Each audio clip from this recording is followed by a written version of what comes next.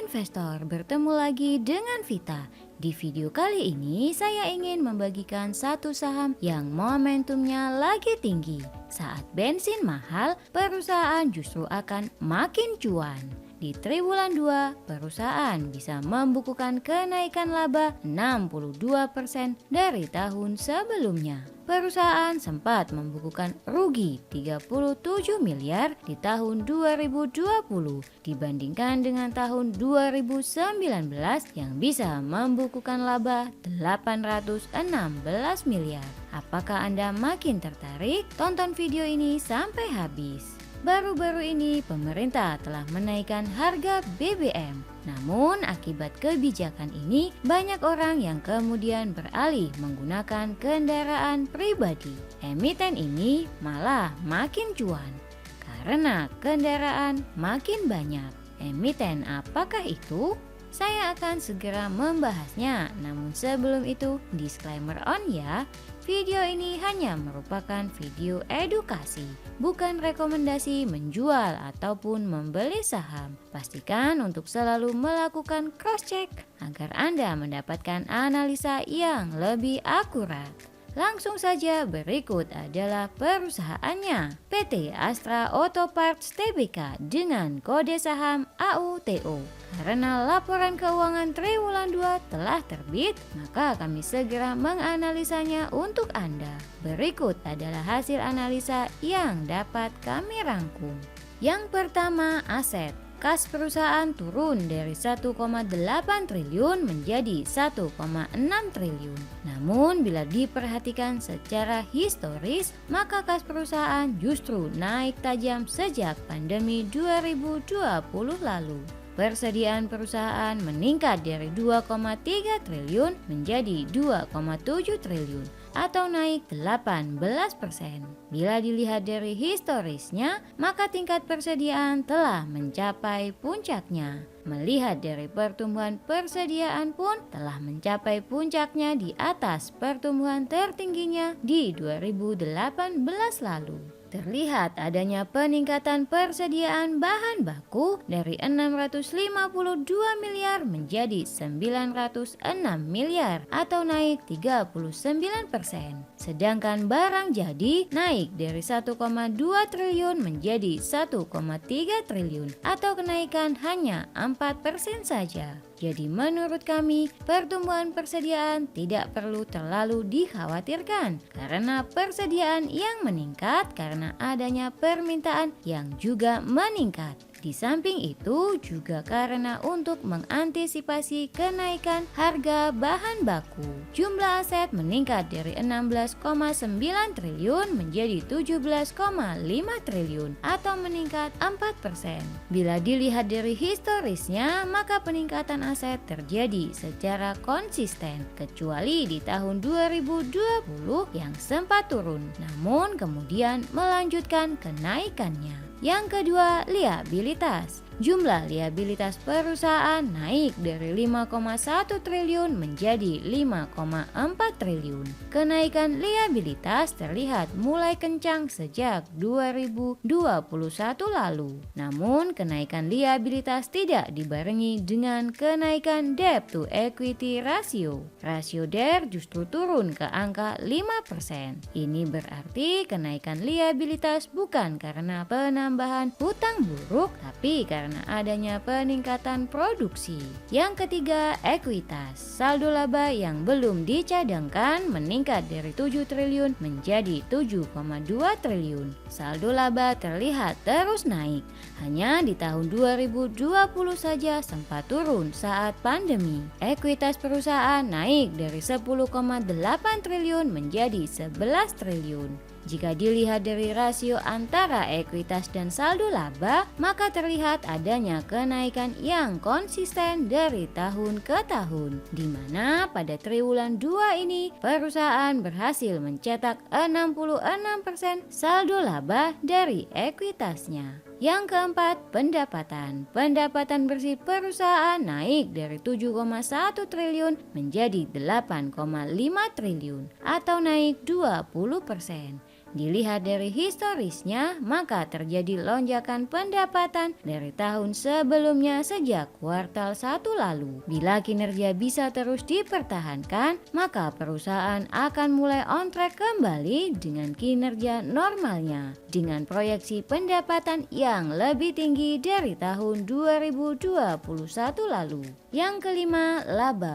Laba perusahaan meningkat cukup signifikan dibandingkan dengan tahun lalu dari 267 miliar menjadi 432 miliar atau naik 62%. Terlihat pula proyeksi laba full year 2022 akan melebihi tahun lalu dan tertingginya di 2019. Yang keenam, cash flow. Arus kas bersih dari aktivitas operasi turun dari 555 miliar menjadi 118 miliar. Dari historisnya, cash flow terlihat cenderung berfluktuatif dan melihat akrual yang tinggi, maka umumnya bukan pertanda yang bagus. Namun, bila dilihat secara detail, maka pembayaran ke pemasok dan karyawan menempati posisi tertinggi di arus kas dari aktivitas operasi. Porsi pembayaran ini naik 6% bila dibandingkan dengan tahun sebelumnya. Ini yang menyebabkan persediaan naik. Yang ketujuh, dividen. Perusahaan selalu membagikan dividen walaupun saat pandemi sekalipun di mana perusahaan mencetak kerugian. Ini menjadikan perusahaan bisa diandalkan untuk mendapatkan passive income dari dividen di segala kondisi. Untuk itu kami menghitung probabilitas pembagian dividen berikutnya dengan algoritma machine learning. Dengan probabilitas 60%, prediksi dividen akan dibagikan di bulan April tahun depan. Yang kedelapan, rasio finansial.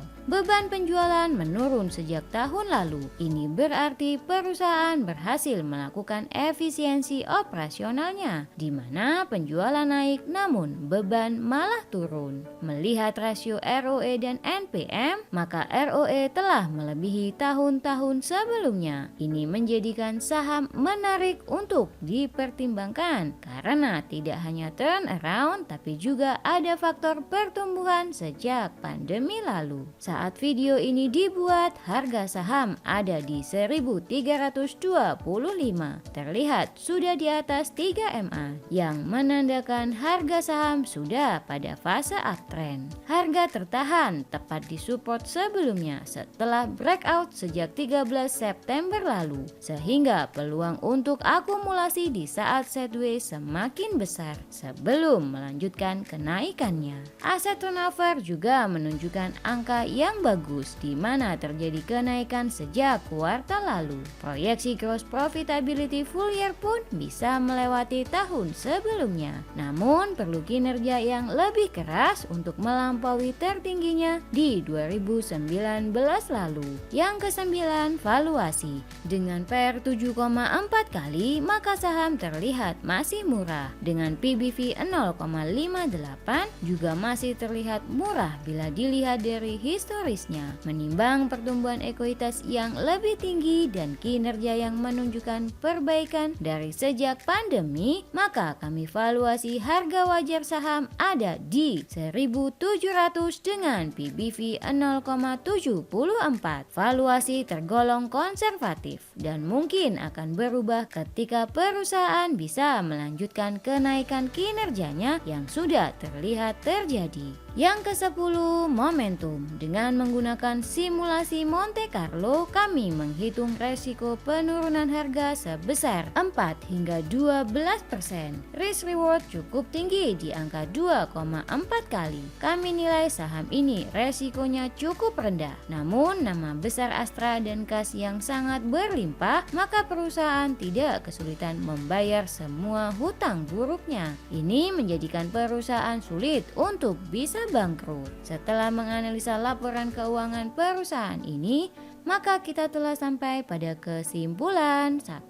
Persediaan meningkat karena perusahaan menumpuk bahan baku untuk mengantisipasi kenaikan harga. 2. Rasio DER yang kecil dan neraca sehat dapat memberikan rasa nyaman kepada para investornya. 3. Sentimen kenaikan BBM memberikan angin segar kepada perusahaan untuk menggenjot produksinya. 4. Efisiensi yang dilakukan perusahaan terbukti berhasil meningkatkan labanya.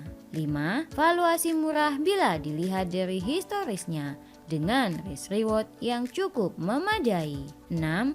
Momentum masih tinggi dengan volatilitas cukup rendah, namun harus terus dipantau kinerjanya karena telah bertumbuh. Terima kasih telah menonton video ini sampai akhir. Disclaimer on ya, video ini hanya merupakan opini pribadi, bukan ajakan menjual ataupun membeli saham. Pastikan selalu berhati-hati dan analisa ulang sebelum melakukan transaksi saham. Klik like, subscribe, dan hidupkan lonceng notifikasi agar Anda tidak ketinggalan saham momentum selanjutnya.